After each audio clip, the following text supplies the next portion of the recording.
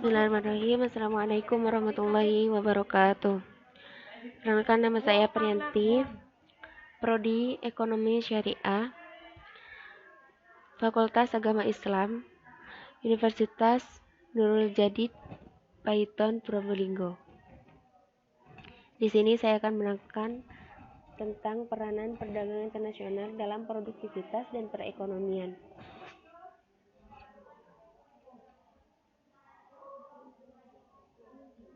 Perdagangan internasional adalah perdagangan yang dilakukan oleh penduduk suatu negara dengan penduduk negara lain atas dasar kesepakatan bersama. Perdagangan internasional merupakan motor penggerak bagi pertumbuhan ekonomi yang merupakan salah satu indikator kemajuan pembangunan. Dalam konteks perekonomian suatu negara, salah satu wacana yang menonjol adalah mengenai pertumbuhan ekonomi. Wijono tahun 2005 menyatakan bahwa pertumbuhan ekonomi merupakan salah satu indikator kemajuan pembangunan. Efek perdagangan internasional terhadap produksi itu ada 4. Yang pertama, spesialisasi produksi. Yang kedua, kenaikan investasi surplus. Yang ketiga, van for surplus.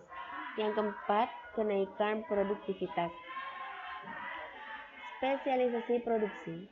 Perdagangan internasional mendorong masing-masing negara ke arah spesialisasi dalam produksi barang, di mana negara tersebut memiliki keunggulan komparatifnya.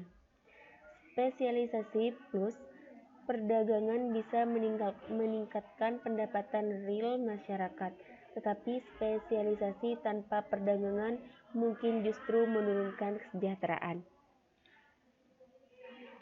Yang kedua, kenaikan investasi surplus. Perdagangan meningkat pendapatan real masyarakat.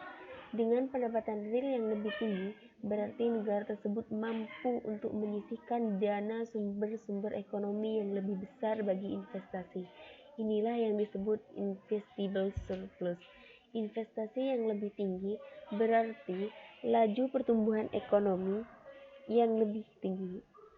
Jadi perdagangan bisa mendorong laju pertumbuhan ekonomi. Inilah inti dari pengaruh perdagangan internasional terhadap produksi lewat investable surplus. Selanjutnya, faktor pendorong. Faktor pendorong perdagangan internasional dalam produktivitas dalam perekonomian, yaitu ada 7. Yang pertama, untuk memenuhi kebutuhan barang dan jasa dalam negeri. Yang kedua, keinginan memperoleh keuntungan dan meningkatkan pendapatan negara. 4. Adanya perbedaan kemampuan penguasaan ilmu pengetahuan dalam teknologi dalam mengelola sumber daya ekonomi. Adanya kelebihan produk dalam negeri sehingga perlu pasar baru untuk menjual produk tersebut. Yang kelima adalah adanya kesamaan selera terhadap suatu barang. Keenam, keinginan membuka kerjasama, hubungan politik, dan dukungan dengan negara lain. Yang terakhir, terjadinya era globalisasi sehingga tidak satu negara pun di dunia ini dapat hidup sendiri.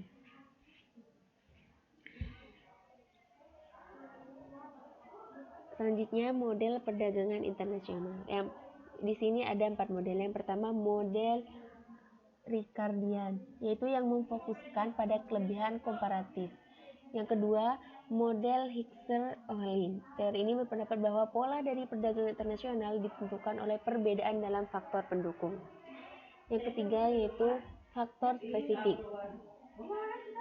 Faktor spesifik yaitu mobilitas buruh antara industri yang lain sangatlah mungkin ketika modal tidak bergerak antar industri pada satu masa pendek. Yang keempat, model gravitasi, yaitu menerka perdagangan berdasarkan jarak antar negara dan interaksi negara dalam ukuran ekonominya. Terakhir, yaitu manfaat perdagangan internasional.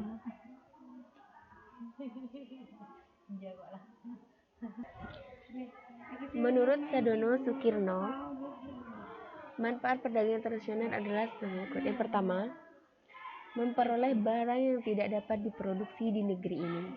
Banyak faktor-faktor yang mengaruhi perbedaan hasil produksi di setiap negara.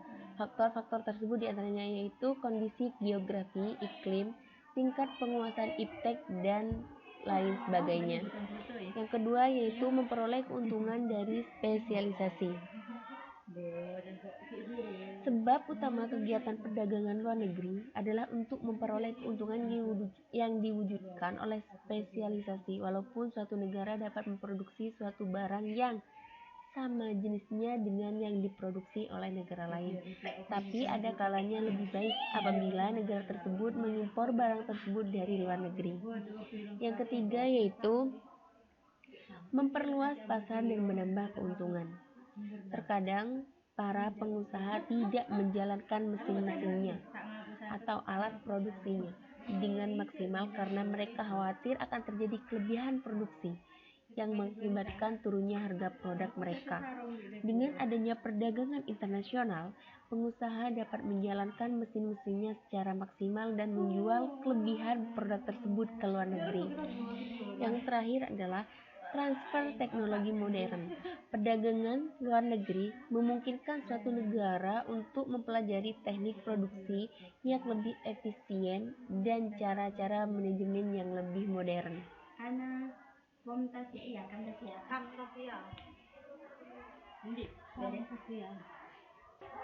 Mungkin cukup sekian presentasi dari saya, kurang lebihnya saya mohon maaf.